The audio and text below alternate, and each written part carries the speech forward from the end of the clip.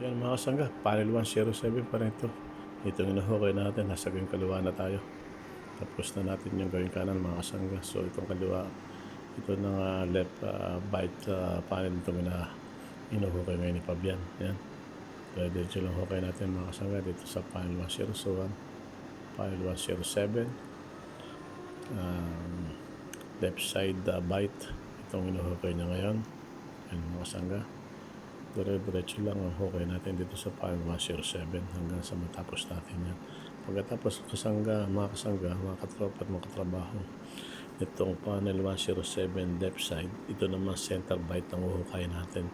So tapos na yung hukay pagka hinukay natin yung center bite. And then after that, i-cleaning natin and then i-desanding natin. So pagka desanding, ihulog natin yung bakal and then ihulog yung trim pipe.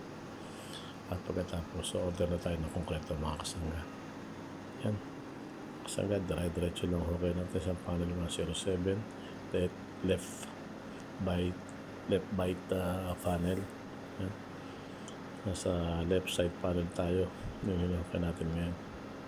Dire-diretso lang hukay natin mga kasangga hanggang sa matapos yan. Yan. Malalim yun mga kasangga. Ang lalim itong 107 mga kasangga, 38 meters. 38 meters ang lalim ito. Yan. Diretso lang hukay natin hanggang sa matapos yung 107 left side panel. Pagkatapos na yung banggit na yung hukay ni Fabian mga kasangga yung center bite. Yan. Diretso lang hukay natin mga kasangga.